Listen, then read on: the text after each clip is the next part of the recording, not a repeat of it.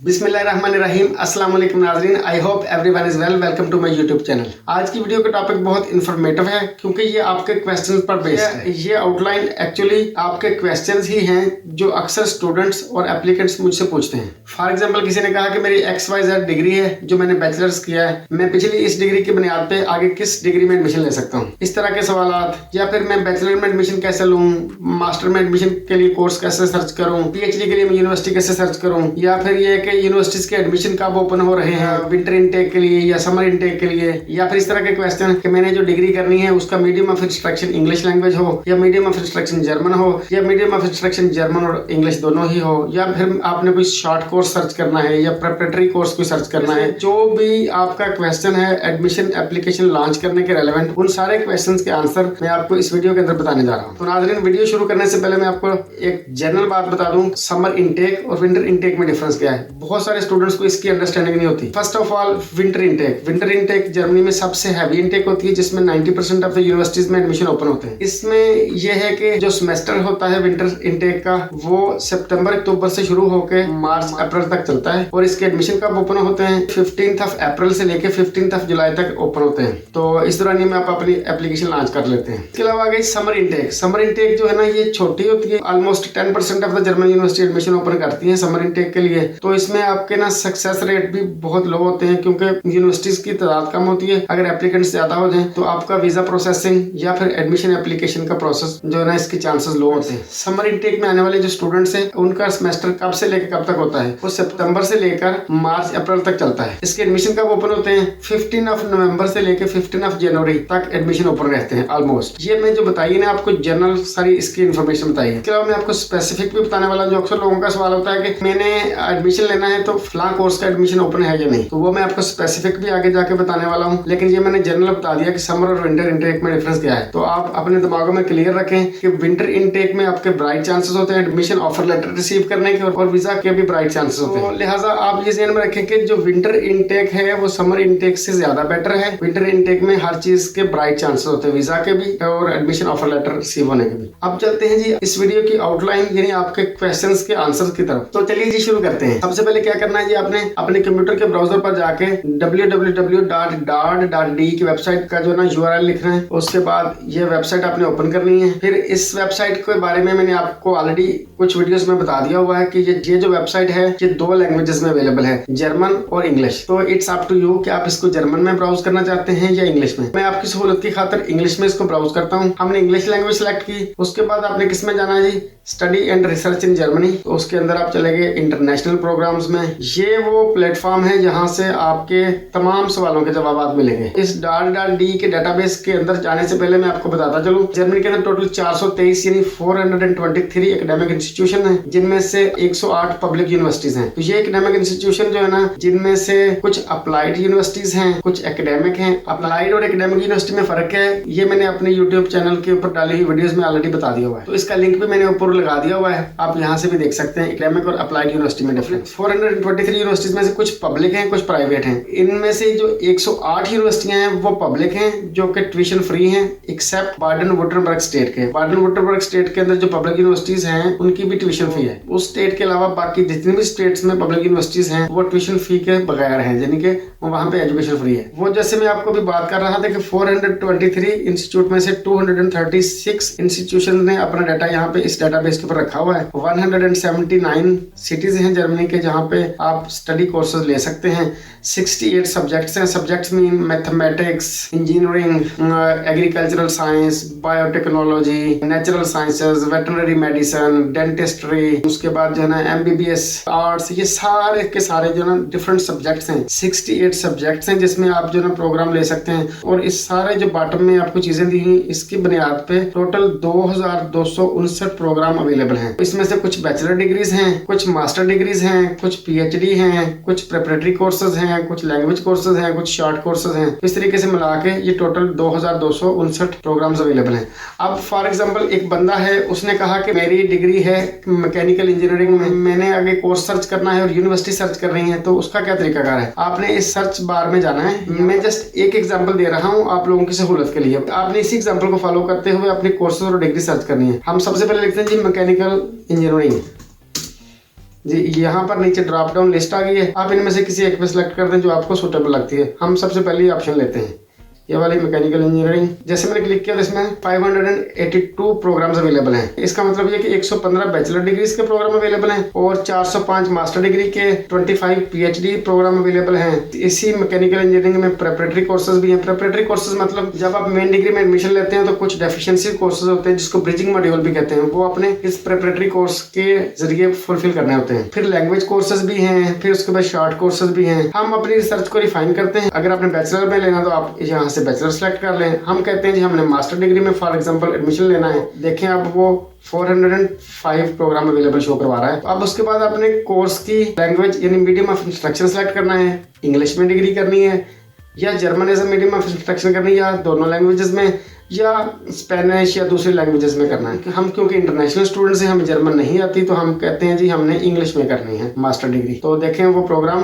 मजीद कम हो गए। तो उसके बाद जो आपने करना है फील्ड ऑफ स्टडी सेलेक्ट, क्योंकि मैकेनिकल इंजीनियरिंग है तो आप इंजीनियरिंग सेलेक्ट कर लेंगे। यहाँ से देखें प्रोग्राम आपके सामने 323। उसके बाद आपने करना है सर्च। यहाँ पर ये आपकी डिग्रीज खुल के आ गई हैं, साथ उनकी यूनिवर्सिटीज मेंशन हैं। इसके अंदर हम जाने से पहले इस रिसर्च को मजीद रिफाइन कर लेते हैं आपकी सहूलत के लिए। तो जी हमने लैंग्वेज भी सिलेक्ट कर ली थी। ये सारा सिलेक्शन के बाद हमने करना है जी mode of study. Mode of study ये है कि आपने फुली ऑन साइट करना है या फुली ऑनलाइन करना है। उसके बाद ये कि आपने लेस देन 50% ऑनलाइन करना है। मैं इसमें आपको सजेस्ट करूंगा कि आप फुली ऑन साइट सेलेक्ट करें, क्योंकि फुली ऑन साइट में वीजा आपका लगना होता है। फुली ऑन साइट का मतलब है कि आपने फिजिकल अपीयरेंस में प्रेजेंट होकर यहाँ पर आके कोर्सेज लेने हैं। फुली ऑन साइट वाले ऑप्शन सेलेक्ट करें तो इससे आपको जो एडमिशन लेटर मिलेगा उसकी बुनियाद पे आप जर्मनी में आके स्टडी करेंगे। और अगर आप हाइब्रिड लेते हैं या 50% ऑनलाइन 50% ऑन साइट, इसमें वीजा तो मिल जाएगा, लेकिन यहाँ पर आके वीजा एक्सटेंशन के वक्त आपको बड़े मसाइल पेश आते हैं, जिसमें यह होता है कि वो कहते हैं कि आपकी डिग्री ऑनलाइन है, आप कहीं से भी जाकर कर सकते हैं। तो इस तरह के क्वेश्चंस को जस्टिफाई करना वेरी डिफिकल्ट हो जाता है। लेकिन अगर इन केस आपको फुली ऑन साइट वाला कोर्स नहीं मिल रहा तो उस केस में आप ऑनलाइन एंड ऑन साइट इसको सेलेक्ट कर लें। ये आपकी लास्ट ऑप्शन होनी चाहिए, ये आपकी फर्स्ट ऑप्शन नहीं होनी चाहिए। हमने यहाँ पे सिलेक्ट किया है जी फुली ऑन साइट। उसके बाद लोकेशन आप कहते हैं जी मेरा कोई रिश्तेदार रहता है किसी बिग सिटी के पास, मैंने वहां जाके करना है, या मैंने बर्लिन या कोई बिग सिटी सिलेक्ट इसलिए करना है कि वहां पर जॉब अपॉर्चुनिटी ज्यादा होती है, क्योंकि जहां पॉपुलेशन ज्यादा होती है वहां पे जॉब अपॉर्चुनिटी ज्यादा होती है। तो इसकी बुनियाद पे आप अपना सिटी चूज कर लेते हैं। फॉर एग्जाम्पल आप देखें कि मैकेनिकल इंजीनियरिंग की डिग्री जो है ना वो बोन सिटी में 1 हो रही है, उसके बाद बर्लिन में ये 9 डिग्रीज अवेलेबल हैं। ये आपकी रिसर्च मजीद रिफाइन हो जाएगी। हम यहाँ पे कोई भी नहीं सिलेक्ट करते,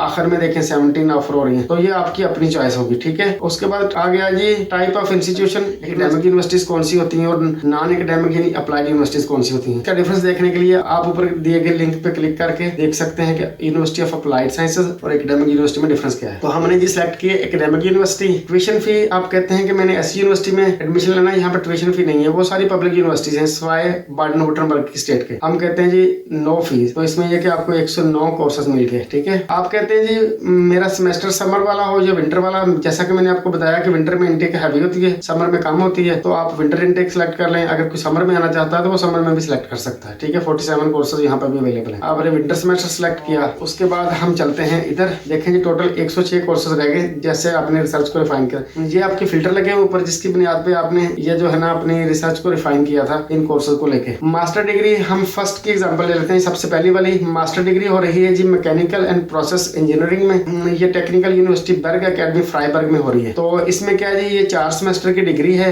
English language as a medium of instruction होगा। ये विंटर सेमेस्टर में शुरू हो रही है। ट्यूशन फीस की कोई नहीं है। अब क्वेश्चन ये आता है कि इस मास्टर डिग्री के लिए मेरी रिक्वायरमेंट्स क्या होनी चाहिए, या फिर इस स्पेसिफिक यूनिवर्सिटी फ्राइबर्ग का एडमिशन कब ओपन होता है। अब हम इसको क्लिक करेंगे यहाँ से। ये जो सबसे टॉप पे टैब दिया हुआ ना ओवरव्यू, कोर्स डिटेल्स, ये सारा ये आपके लिए बहुत इंपॉर्टेंट है। सबसे पहले ओवरव्यू आ गया। ये ओवरव्यू वही है जो आपको अभी थोड़ी देर पहले मैंने बताया। उसमें कुछ चीजें ऐड हुई हैं, लाइक एप्लीकेशन की डेडलाइन क्या है। ये इसकी डेडलाइन है 15 अप्रैल, जिसका मतलब ये है कि इसके एडमिशन ओपन है। आप 15 अप्रैल से पहले अपनी एप्लीकेशन लॉन्च कर दें। जो मैंने आपको इंटेक्स पहले बताई वो बहुत जनरल है, लेकिन सही स्पेसिफिक इंटेक का आपको पता यहाँ से जाकर लगेगा। जैसा कि आपने यहाँ पे देखा ये 15 जुलाई इसकी क्लोजिंग डेट नहीं, इसकी क्लोजिंग डेट 15 अप्रैल है। तो इसका मतलब ये कि एडमिशन उनके जनवरी और फरवरी में ही ओपन होगा। ये आगे उसकी सारी डिटेल लिखी हुई है ट्यूशन फी के बारे में। फिर आ गया था कि ये डिग्री जॉइंट डिग्री है। जॉइंट डिग्री क्या होती है। फॉर एग्जांपल मेरे केस में मैंने सस्टेनेबल इंटरनेशनल एग्रीकल्चर डिग्री की डिग्री है जिसकी स्पेशलाइजेशन थी ऑर्गेनिक इंटरनेशनल एग्रीकल्चर। तो ये दो यूनिवर्सिटियों की जॉइंट वेंचर थी, यूनिवर्सिटी ऑफ गोटिंगन और यूनिवर्सिटी ऑफ कासल। इसी तरीके से ये इंट्रा जर्मनी भी हो सकता है जॉइंट वेंचर, और ऑल अराउंड द यूरोप भी हो सकता है कि एक यूनिवर्सिटी जर्मनी की हो और एक यूरोपियन यूनियन में से कोई और कंट्री की यूनिवर्सिटी हो। फिर आपकी इस डिग्री की जॉब अपॉर्चुनिटीज क्या है, जो कि अक्सर स्टूडेंट का सवाल होता है कि मेरी डिग्री कंप्लीट होने के बाद मुझे जॉब किस तरह की मिलेगी। जी ये आपकी जॉब अपॉर्चुनिटीज के बारे में लिखा हुआ है। उसके बाद जनाब आगे आ जाएंगे कोर्स की डिटेल के बारे में कि आपके कोर्स उन्होंने किस तरीके से आपको पढ़ाने हैं। ये उनका पूरे सेमेस्टर का सारी डिटेल लिखी हुई है, हर सेमेस्टर में उन्होंने क्या क्या आपको पढ़ाना है या सेमेस्टर में क्या क्या कोर्सेज हो गए। फिर आगे कॉस्ट एंड फंडिंग। सेमेस्टर की इसकी ट्यूशन फी कोई नहीं है, इसकी सेमेस्टर टिकट आपने पे करने हैं जो कि 94 है। सेमेस्टर टिकट में होता क्या है कि आपको यूनिवर्सिटी को जब पे करते हो सेमेस्टर टिकट, उससे बेनिफिट्स क्या मिलते हैं। आपको यूनिवर्सिटी के मेंजा में सब्सिडाइज्ड फूड मिलती है, आपको जिस स्टेट में आपकी यूनिवर्सिटी होती है उस पूरी स्टेट में रीजनल ट्रेनें और बसें फ्री हो जाती हैं। अगर उस वक्त डॉइचलैंड टिकट चल रही है तो डॉइचलैंड टिकट की वजह से आपको पूरे जर्मनी में जो है ना पब्लिक ट्रांसपोर्ट फ्री हो जाती है। उसके बाद आपको लाइब्रेरीज के अंदर एक्सेस हो जाती है। तो 94 यूरो इज लाइक नथिंग, कोई भी ज्यादा नहीं है। तो उसके बाद आगे आ गया जी आपका कॉस्ट ऑफ लिविंग। आपको 760 से लेके 885 यूरो पर मंथ साथ खर्चे के तौर पे लेके आने होंगे। इसमें से आपने अपनी अकोमोडेशन का रेंट देना है, अपनी ग्रोसरी करनी है, अपनी फूड, अपनी उसके बाद क्लॉथिंग्स, जो भी आपकी यूटिलिटीज है वो सारी आपने इसी में से पे करनी है। इसी बुनियाद पे जो है ना ये ब्लॉक्ड अकाउंट मांगते हैं आप लोगों से। उसके बाद फंडिंग अपॉर्चुनिटीज उन्होंने यूनिवर्सिटी के अंदर अवेलेबल है, यस अवेलेबल है। वो कोई मेरिट स्कॉलरशिप हो सकता है या कोई आपके मार्क्स की बुनियाद पे कुछ स्कॉलरशिप हो सकता है। ये यहाँ पे डॉइचलैंड स्टाइपेंडियम भी लिखा हुआ है, ये आपको 300 यूरो पर मंथ मिल सकता है। जो ऊपर फंडिंग अपॉर्चुनिटीज है उनकी डिटेल ये लिखी हुई है। उसके बाद आगे जी रिक्वायरमेंट्स, इस कोर्स में एडमिशन कैसे लेना है। तो एक एकेडमिक रिक्वायरमेंट्स हैं कि आपकी बैचलर डिग्री होनी चाहिए मैकेनिकल इंजीनियरिंग में और या फिर प्रोसेस इंजीनियरिंग में, या फिर कोई भी कंपेरेबल स्टडीज होनी चाहिए जो कि इंजीनियरिंग की डिग्री के साथ मैच करती हूँ। फिर उसके बाद आपके पास इंग्लिश लैंग्वेज की क्या रिक्वायरमेंट्स हो। उन्होंने कहा कि आपके पास या तो टोफल का एग्जाम हो या फिर आइल्स का एग्जाम हो या फिर इक्विवेलेंट इंग्लिश लैंग्वेज सर्टिफिकेट यानी कि लैंग्वेज प्रोफिशिएंसी सर्टिफिकेट भी यहाँ पे चल जाएगा। उन्होंने कहा कि ये वाली जो रिक्वायरमेंट्स है ना उन स्टूडेंट्स के लिए नहीं है जिनका होम कंट्री जो है ना वो इंग्लिश कंट्री हो, लाइक कोई यूके से आया हुआ बंदा हो या अमेरिका से आया हुआ बंदा हो तो उसको आइल्स की जरूरत नहीं है। ठीक है जनाब, एप्लीकेशन डेडलाइन आ गई है सारी। उसके बाद एप्लीकेशन आपने सबमिट कैसे करना है। आपने यूनिवर्सिटी के एप्लीकेशन पोर्टल पे जाके एप्लीकेशन लॉन्च करनी है। जो क्वेश्चंस आपके होंगे वो आप मुझे मेरी वीडियो के नीचे कमेंट करके पूछ सकते हैं या फेसबुक पे जाकर मुझे डीएम करके पूछ सकते हैं। उसके बाद जनाब आगे सर्विसेज, ये भी आप पढ़ सकते हैं सारी डिटेल्स इसके बारे में। यूनिवर्सिटी क्या क्या है, ये बड़ी प्रोग्राम है, ट्यूटर सर्विस है, उसके अलावा और भी जो सारी डिटेल्स लिखी है आप सारी पढ़ सकते हैं। तो नाज़रीन ये सारा प्रोसेस था जिसके जरिए आप यूनिवर्सिटी के कोर्सेज सर्च कर सकते हैं। यूनिवर्सिटी के अंदर सारी डिटेल जैसे हमने सर्च की है वो आप सारी सर्च कर सकते हैं। आपको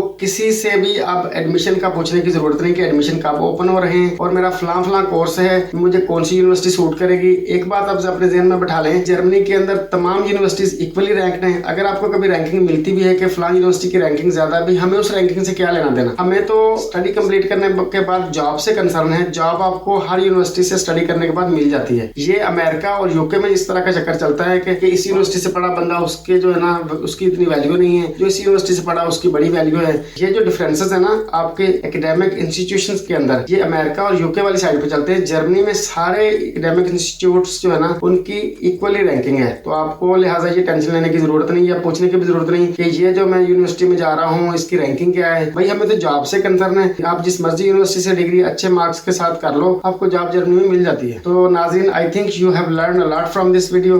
many of your questions have been already addressed. I will come back soon with another video. Stay connected. अपना और अपने प्यारों का बहुत ख्याल रखिए। तब तक के लिए खुदा हाफिज।